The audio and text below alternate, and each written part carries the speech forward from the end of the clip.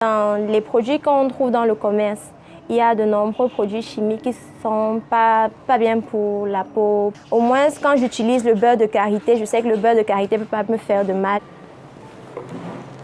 Et oui, les Camerounaises se rebellent contre les cosmétiques chers et chimiques qu'on nous vante dans les magazines. Je suis Méline Douala et ici, on est de plus en plus nombreuses à fabriquer nous-mêmes nos produits cosmétiques. C'est une façon de boycotter les produits chimiques tout en restant présentable sans que ça ne coûte un bras. Car il faut savoir qu'ici au Cameroun, les marques importées coûtent super cher.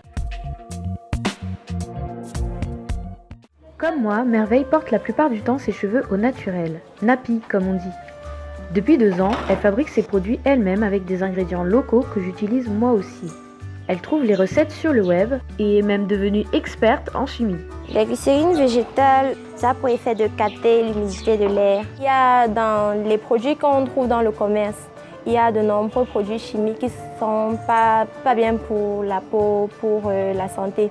Ce qui fait que, au moins, quand j'utilise le beurre de karité, je sais que le beurre de karité ne peut pas me faire de mal. Ce qui est bien au Cameroun, c'est que ce pays regorge de ressources naturelles. On y trouve la majorité des ingrédients naturels présents dans les produits de beauté. Le beurre de karité, l'huile de ricin, l'huile de coco, le moringa, l'aloe vera, etc. La majorité des grands groupes cosmétiques se fournissent d'ailleurs ici en matière naturelle avant de les envoyer en laboratoire en Europe. Et nous ensuite, on les réimporte beaucoup plus cher. Aussi, c'est un problème de coût parce que les produits aussi, peut-être Shea Moisture, c'est une marque assez recommandée par les youtubeuses. Sauf que ici au Cameroun, ça coûte très cher. Pourtant, si j'ai le beurre de karité et tout ça, quelques petits ingrédients là, je peux me faire quelque chose de bien aussi, mais à moindre coût. Ben oui, si on veut se pomponner avec de l'importé, le portefeuille en prend un coup. Comptez environ 10 000 francs CFA pour une crème visage de base Nivea ou Neutrogena.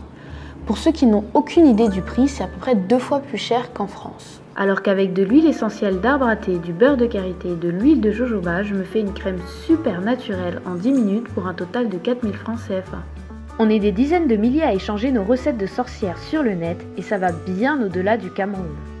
Il y a Beauty K-Love. Elle vient de Philippines. C'est vrai que c'est pas les cheveux crépus qu'on connaît, mais le cheveu, c'est le cheveu. Donc, elle donne des conseils, beaucoup de recettes DIY qu'on peut faire chez soi et assez facilement. Surfant sur la tendance, Merveille s'est lancée dans la vente de son huile prodigieuse pour les cheveux. D'abord à ses amis, mais elle espère un jour en faire un vrai business. C'est la 3e vertu des cosmétiques Do It Yourself. Ils boostent l'économie locale. Jeanne Marlise et sa fille Andrea ont sauté le pas.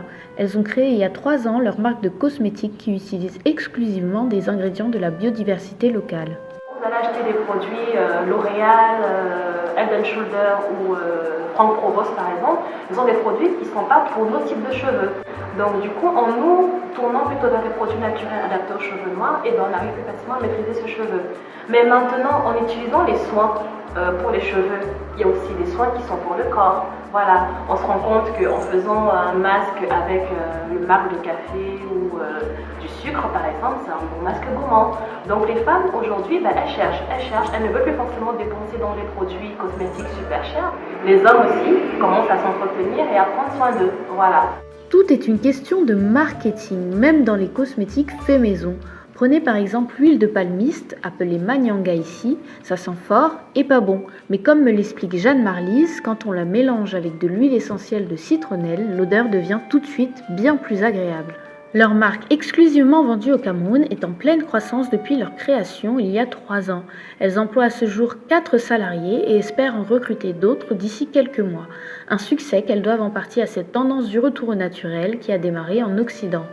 Ça amène nos enfants, nos filles, nos frères à prendre conscience et que les gens maintenant se rendent compte que c'est bien de retrouver notre identité, c'est bien de promouvoir le Made in Cameroun. Je résume, les cosmétiques locaux et naturels, c'est bon pour la santé, meilleur pour le portefeuille, respectueux de notre identité et ça stimule l'économie locale.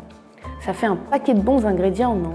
Et vous, vous vous êtes déjà converti aux cosmétiques faits maison? Cette vidéo vous a donné envie de vous y mettre? Racontez-nous vos expériences en commentaire et n'hésitez pas à aller sur les haut-parleurs pour voir d'autres vidéos sur les consommateurs qui réfléchissent.